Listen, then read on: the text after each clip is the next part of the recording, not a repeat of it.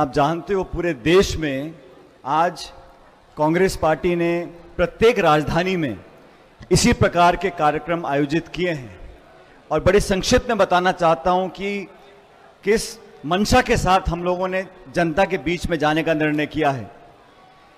पिछले कुछ दिनों में नई सरकार जब बनी देश में, आप और हम जानते हैं कि 4 जून का जो परिणाम आया, उस परिणाम ने 2 बातें बताई।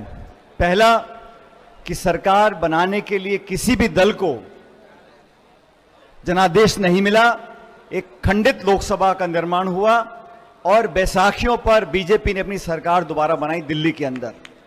और सरकार बनने के बाद कांग्रेस पार्टी के आग्रह पर राहुल गांधी जी ने विपक्ष का नेता बनना मंजूर किया और संसद के अंदर लोकसभा जितने दिन चली, वहां पर सरकार की जवाबदेही तय करने के लिए जो सवाल पूछे, जिन बातों को उठाया, जिन मुद्दों को लेकर सरकार को उन्होंने कटघरे में खड़ा किया, उसी का परिणाम है कि जो नए नए बिल और कानून सरकार बना रही है, लगातार उनको जवाब देना पड़ रहा है। जब जवाब नहीं मिलता तो अपने हाथ खींचने पड़ते हैं।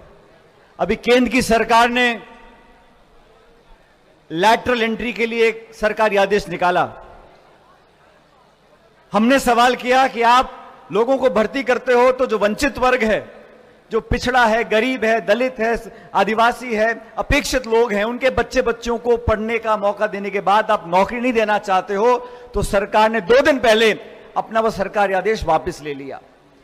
ब्रॉडकास्ट का बिल लेकर आए, तानाशाही रवैये को दोबारा अपनाना चाहते थे। खड़गे जी ने, राहुल जी ने कहा कि स्पष्टीकरण करिए, वो बिल विड्रॉ कर लिया। वक्फ बोर्ड का बिल लेके आए, वक्फ बोर्ड के ऊपर, उसको वापस लेना पड़ा। लेकिन मुद्दा यह है कि आज देश में जो मिलीभगत हो रही है संस्थाओं की, बड़े बड़े उद्योगपतियों की, जो सरकार के साथ हाथ मिलाकर इस देश की अमानत जो है, संपत्ति है, उसको औने पौने दाम में उसका अतिक्रमण कर रहे हैं, उसके खिलाफ राहुल जी ने आवाज उठाई थी। और जो खुलासे हुए हैं, जैसा संदीप जी ने कहा, यह बड़ा जटिल मुद्दा होता है, आम व्यक्ति के समझ में नहीं आता।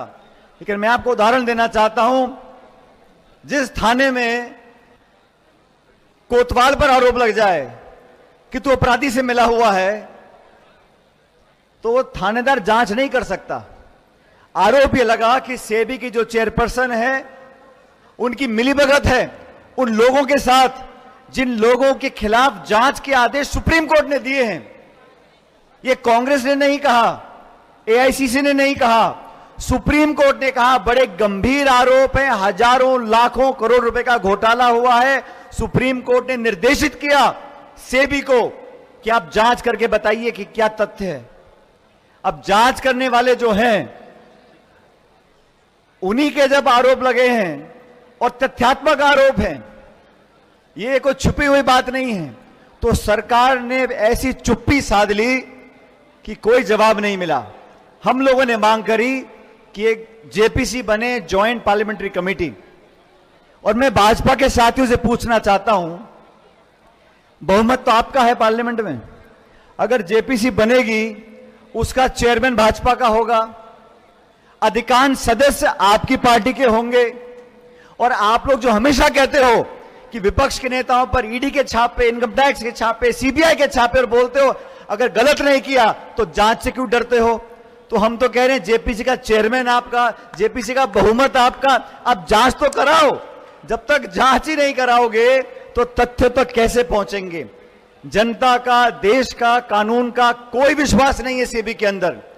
जब उनकी चेयरपर्सन, उनके धर्मपति के ऊपर इतने बड़े गंभीर आरोप लगे हैं, जिसको वो मना नहीं कर रहे, हमारा लेन देन हुआ, हमारा निवेश हुआ, हमारे पैसे का लेन देन हुआ, तो वो जांच नहीं कर सकते। इसलिए हमने कहा कि ये सरकार गूंगी बहरी हो सकती है, लेकिन देश में लोकतंत्र जीवित है। आवाम और जनता की मंशा पर सबको झुकना पड़ता है। कांग्रेस पार्टी पूरे देश में प्रत्येक राजधानी में जाकर इस बात को उठा रही है कि आपको जेपीसी बनानी पड़ेगी। और मैं तो सीधा सरकार से पूछना चाहता हूं, अगर कुछ गलत नहीं हुआ, आपने कुछ गलत नहीं किया।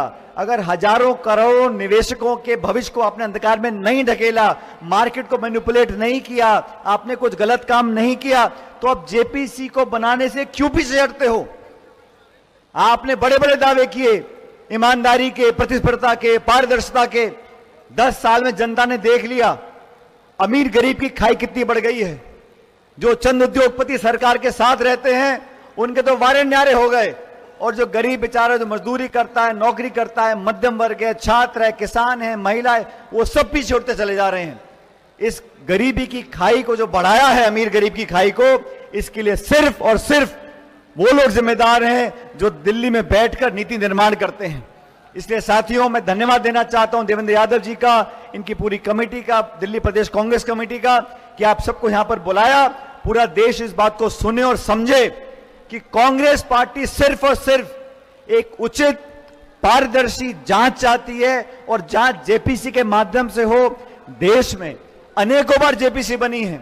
मुझे याद है एक बार ये कोका कोला को चक्कर आ गया था, उस पर जेपीसी बन गई थी। तो जेपीसी बनाना कोई बहुत बड़ी बात नहीं है, लेकिन अगर मन में चोर हो, कुछ छुपाने की बात हो, तो कोई भी सरकार जेपीसी बनाने से डरती है। इसलिए मेरा सीधा आरोप है सरकार के ऊपर, आप जेपीसी बनाएं, जांच करवाएं। अगर कोई गलती नहीं मिली, जांच के बाद कोई तथ्य सामने नहीं आता, तो मामला खत्म है। लेकिन जांच तो आपको करवानी पड़ेगी। राहुल गांधी जी के नेतृत्व में देश की संसद में और देश की सड़कों पर खड़गे जी और हम सब पार्टी के कार्यकर्ता मिलकर संघर्ष करेंगे, सच्चाई इंसाफ की लड़ाई लड़ेंगे, ताकि देश में जो कानून व्यवस्था है, जो पारदर्शिता हम लाना चाहते हैं, उसको अंजाम दे सकें। दिल्ली प्रदेश कांग्रेस कमेटी के तमाम नेता यहां मौजूद हैं। मैं आप सबका धन्यवाद करता हूं कि आपने मुझे यहां पर अपनी बात रखने के लिए बुलाया।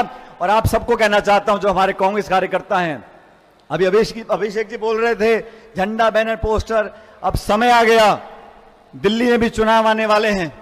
आप सब अपनी कमर कस लो, इस बार ईंट से ईंट बजानी है और दिल्ली में कांग्रेस की सरकार बनानी है।